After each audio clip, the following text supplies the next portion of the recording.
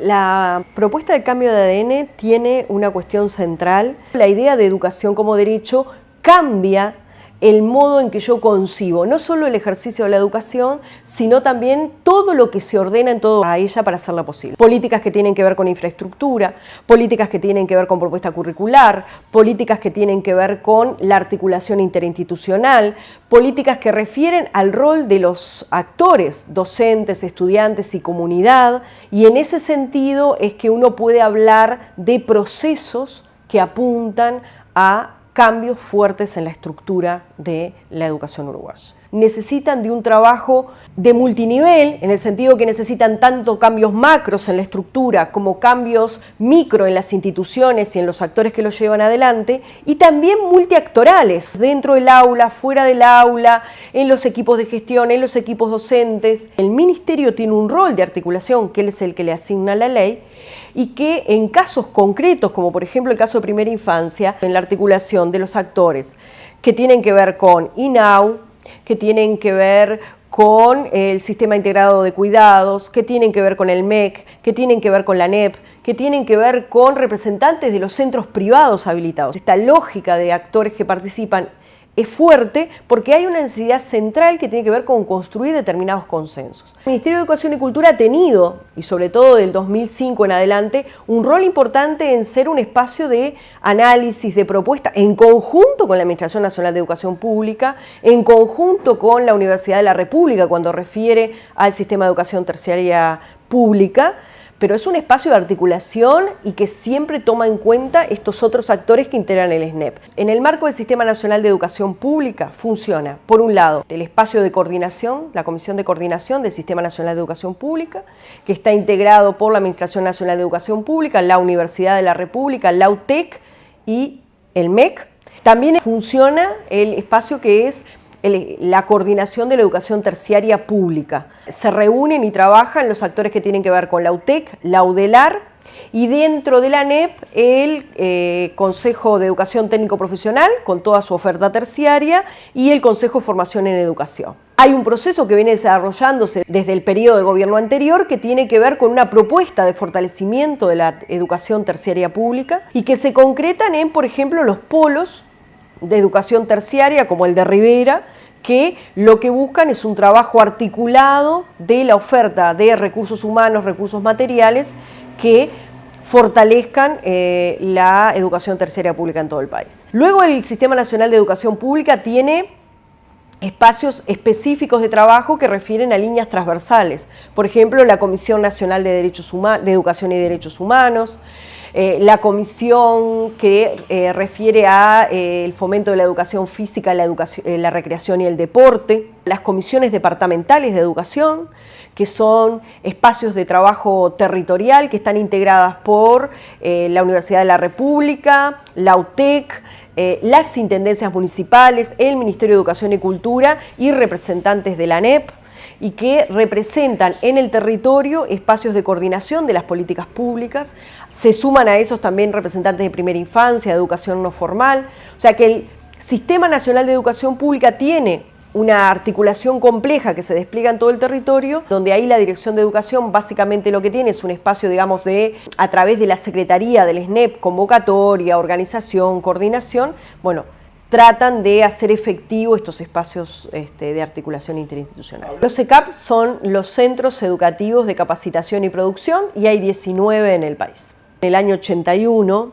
surge en una lógica de un centro que básicamente tiende a pensar en la formación en oficios. El primero es en Montevideo, el segundo CECAP que se crea es en Rivera, y hasta el año 2005 existen estos dos centros. Trabajan atendiendo una población que tiene que ver con jóvenes que tienen entre 15 y 20 años, y lo que busca es la inserción de estos jóvenes, su inclusión social y educativa. Articula espacios de orientación educativa, espacios de formación, y en algunos casos permite a los jóvenes la culminación de las trayectorias en el ciclo básico. En el caso de Rivera, por ejemplo, hay una experiencia muy interesante y los jóvenes después directamente se integran al liceo de segundo ciclo. En Montevideo hay en este momento 2 propuestas funcionando de SECAP, una en Brazo Oriental y otra en el Cerro, y está instalándose otra en Santa Catalina, y realmente lo que vemos es que esta actividad de coordinación con la ANEP nos permite generar formatos que ayuden a jóvenes que trabajan, que tienen responsabilidades familiares o que tienen de diversas situaciones vitales que hacen que no puedan sostener una opción media tal cual se plantean en los consejos de la ANEP,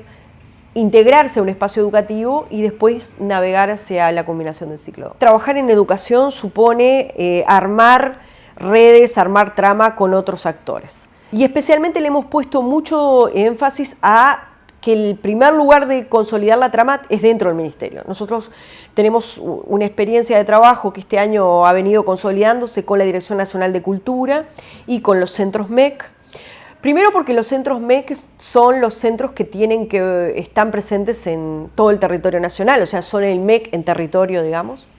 Y en el caso específico de Marconi, ahí hay un trabajo muy interesante porque además el municipio tiene una enorme cantidad de actores que vienen trabajando en educación y cultura desde hace mucho tiempo, y una de las claves en territorio es que uno llega a articular y a actuar con los actores que están en territorio, conocen, saben cuáles son las demandas, y uno lo que hace es sumarse a esas propuestas. Con la Facultad de Humanidades y Ciencias de la Educación, que trabaja con las escuelas de Unidad Casaballe. Es un proyecto que fue declarado por primaria de experimentación pedagógica y donde hay muy buenos resultados. Entonces, bueno, ¿cómo podemos hacer que esos espacios de trabajo que la facultad viene desarrollando puedan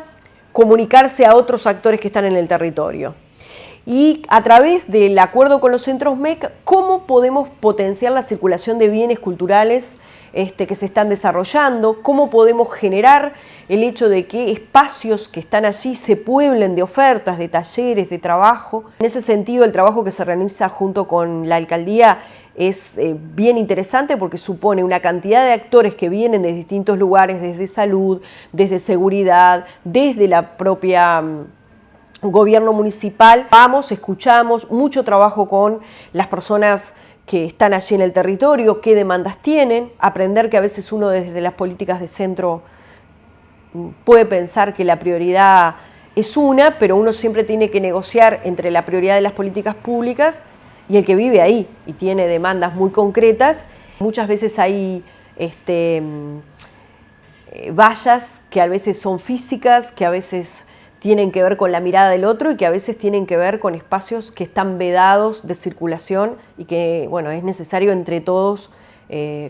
construir las vías para salir de ahí, y que en algunos casos es al revés, o sea, uno tiene que ir al territorio y desde ahí, desde ese lugar, decir, bueno, instalo acá este centro, porque en realidad si no brindo este servicio en este lugar, esta población no lo tiene, y es una tensión que es muy difícil y que a veces cuando uno está sentado en el escritorio es fácil decir hay que hacer esto, y hay que hacerlo de esta manera, pero que en realidad cuando uno está en política de territorio descubre que en realidad no hay una única manera de hacerlo, ¿no? Aprender Siempre es un programa que viene desarrollándose desde hace mucho tiempo, trabaja en, diríamos, 2 grandes líneas. Una que tiene que ver con la articulación de educación para las personas que se encuentran en conflicto con la ley. Durante todo el año pasado y el anterior se participó de un programa que es el programa Justicia e Inclusión, que es un programa bastante más macro de lo educativo porque refiere a la calidad de vida de las personas que se encuentran en privación de libertad. Uno de los componentes tenía que ver con educación, y en ese marco el programa Paz trabajó en todo lo que tiene que ver con el piloto que se desarrolló en la cárcel Las Rosas, con propuestas de carácter lúdico que buscan que jóvenes y adultos desde el espacio del arte, la pintura, la música se acerquen a espacios con lo educativo. Dentro de lo que es el área de educación no formal del Ministerio, funciona una de las líneas del programa Uruguay Estudia, que es orientación educativa,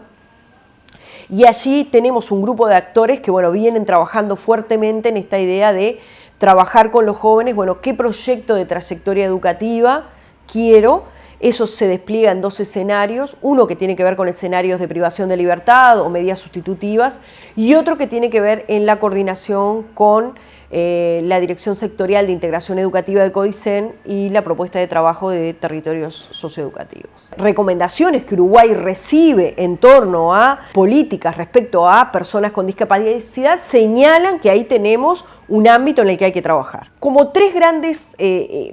líneas. Una tiene que ver, bueno, ¿cuál es la normativa que hoy está vigente? Muchas veces las leyes después se topan con que la reglamentación al interno de cada uno de los consejos puede no haber tomado o no haber sido actualizado. Ahí se viene trabajando a buen ritmo. Después tenemos otros que fue un relevamiento de todos los edificios del sistema de educación pública para ver cuáles son las condiciones de accesibilidad física. Una vez que uno pueda mirar la accesibilidad física, la normativa, bueno, efectivamente, ¿cuál es la oferta real que hay para las distintas situaciones que una persona con discapacidad puede hoy en Uruguay? Ahí hay un sitio que se llama ¿Qué puedo estudiar?, que se maneja en conjunto con el programa Uruguay Estudia. Por ejemplo, hay un centro de recursos para personas sordas hipoacúsicas que funciona en secundaria, los recursos que tienen que ver para personas con baja visión. Una vez que los alumnos de escuelas especiales egresan, ¿qué ofertas pueden ofrecérsele de formación? Ahí hay un convenio con INEFOP para que los jóvenes puedan continuar espacios de formación. Y esto me parece que es importante porque no son cuestiones a futuro, digamos. La comisión tiene 2 grandes dimensiones. Una que tiene que ver con la atención a toda situación de denuncia sobre alguna situación que pueda considerarse como sospechada de racismo, de xenofobia o que violenta, digamos, los derechos de alguna persona o que pueda ser sospechado también de discriminación. Lo que se viene haciendo es un trabajo de articulación con las comisiones, como por ejemplo la comisión que tiene que ver con el seguimiento de la ley 19.122, que refiere a todas las acciones positivas para las personas afrodescendientes, la Secretaría de Derechos Humanos. Y ahí lo que se viene haciendo es un trabajo de coordinación para generar un protocolo con respecto a las denuncias, dónde se denuncia, cómo se coordinan las acciones. La otra dimensión en la que trabaja la comisión son proyectos en articulación con el Sistema Nacional de Educación Pública, con instituciones privadas, con organizaciones civiles. Hay un premio que el año pasado fue el premio Nelson Mandela, donde se premia a organizaciones que trabajan efectivamente en acciones positivas en contra del racismo y la xenofobia, proyectos educativos que trabajan con el sistema educativo en la convivencia. Hoy, en un Uruguay que recibe una cantidad de inmigrantes importantes, la idea de convivir sin racismo y sin discriminación es un desafío. Es el momento de concretar una formación universitaria para los docentes. Esa propuesta tiene que ser una propuesta que se construya en conjunto entre el Poder Legislativo y el Poder Ejecutivo, que contemple, bueno, la voz de los actores docentes, de los egresados, de los estudiantes de formación en educación, y evitar así otras situaciones que se dieron en anteriores procesos en los cuales hubo allí muchas propuestas que estuvieron en la vuelta, ¿no? Principios que todos acordamos respecto a que tiene que ser de carácter universitario, a que esto conlleva una serie de características, a que es algo que debiera darse en un proceso relativamente corto de tiempo, pero bueno, todos están sujetos, como siempre, a estas cuestiones, a la negociación con los actores. No es solamente, bueno, se me ocurre una idea iluminadora de cómo debería ser la formación de los docentes, sino, bueno, construimos una ley, se establece en conjunto y luego con la necesaria legitimidad va al Poder Legislativo. El diálogo social lo que plantea es una mirada a futuro. La primera mesa fue sobre primera infancia, la segunda mesa tuvo que ver con la idea de pensar inclusión en educación, pero en un sentido muy amplio. La tercera fue sobre formación en educación. Y ahora termina con esta idea de Educación Uruguay 2030, pensar este Uruguay del futuro. De estas mesas participaron más de 140 instituciones que se registraron para participar de las 4 mesas, que van desde los actores tradicionales, digamos, en los campos de discusión de la educación, docentes, asamblea técnico-docentes, espacios de autoridades de la educación, la salud, personas con discapacidad, lo lúdico, lo recreativo, organizaciones de la sociedad civil, organizaciones religiosas. Alrededor de la mesa, todos los que están sentados tienen la libertad de palabra para formular propuestas, señalar problemas. Hay documentos que señalan propuestas hacia planes nacionales de educación o sistemas nacionales hacia un Uruguay 2030. Este rol que hoy tengo, si hay algo que tiene de riqueza, es esta posibilidad de ir atando actores y de ir sumando y de ir diciendo, bueno, cómo desde el Ministerio de Educación y Cultura uno puede quizás sumarse a proyectos, puede tomar otras miradas, puede enriquecer espacios. Podemos decir que el año que viene vamos a tener una cantidad de centros donde vamos a estar funcionando en conjunto el Consejo de Educación Inicial y Primaria, el Consejo de Educación Técnico Profesional, el MEC, propuestas de educación formal, propuestas de educación no formal. Es trabajo codo a codo y sostenido en el tiempo que tiene que ver con esto de ir juntos y discutir. Uno cuando tiene un marco de política de gobierno, que es el que nosotros tenemos como política en esta etapa, pero después hay un trabajo sostenido, con cuerpo, con tiempo, que necesita de espacios de negociación, de articulación, de conexión de actores, que no se resuelve, como digo yo, muchas veces tuiteando o dando conferencias. Hay un trabajo que se sostiene en el día a día, ¿no? Nosotros tenemos situaciones de problema y evidentemente tenemos espacios en los cuales la educación tiene enormes desafíos. Lo que no quiere decir que está todo mal, no se hace nada. Hay una ausencia de las autoridades en hacerse cargo de los problemas. Un español que se llama Gregorio Luri, que él decía, la democracia es una causa imperfecta, es un gobierno al que queremos y en el que hay que trabajar cotidianamente. Yo creo que la educación también es una causa imperfecta, en el sentido de que uno en la educación deposita una enorme responsabilidad. Y creo que ahí hay una tensión inherente, que es el sentido de que lo educativo en sí tiene en su estructura una situación permanente de cambio. Hay procesos en marcha, hay instancias en las que se está trabajando y en las cuales quizás uno puede decir, bueno, sí, hay una propuesta de trabajo, es necesario reformular, y aquí también en un gesto que tiene que ver con todo el que tiene experiencia de gestión. Uno cuando está en gestión, y la educación nos obliga continuamente a eso, elaboro una propuesta de trabajo, evalúo, reajusto, voy, cambio, pero cambio en mi estrategia de trabajo, no cambio en lo que tiene que ver con las metas que nosotros tenemos instaladas. Nadie puede negar que hemos avanzado en todo lo que tiene que ver con atención a la primera infancia, que hemos avanzado en lo que tiene que ver con oferta de despliegue de la educación terciaria, que hemos avanzado en la oferta y articulación de nuevas propuestas de media. Y bueno, y obviamente estamos en un proceso de mantener y evaluar algunas de esas propuestas. Dentro de los logros educativos que el INED va a evaluar, no solamente están los que luego salen en las estadísticas educativas de indicadores de lectura, de matemática, que son importantes, aclarémoslo, sino que también tienen que ver con otros indicadores de logro de aprendizaje, que tienen que ver con los climas escolares, que tienen que ver con la construcción de identidades, que tienen que ver con la circulación por bienes culturales de todos los uruguayos, que son espacios de logro que muchas veces no se visualizan. Cuando la gente solo discute de los logros, se olvida de que venimos de indicadores muy pobres y que en realidad estamos apostando a dar saltos cualitativos importantes y que estamos trabajando denodadamente por esto. Es la propia gestión de la educación la que quiere tener una gestión informada y por lo tanto investiga, presenta y lo presenta en la lógica de mayor transparencia.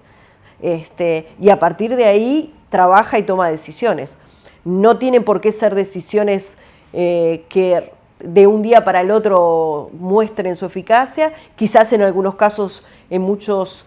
haya que evaluarlos y ver si uno los continúa, pero me parece que, insisto, no es pensar en esta lógica de nada se hace, porque yo creo que es una nada muy poblada, digamos, ¿no?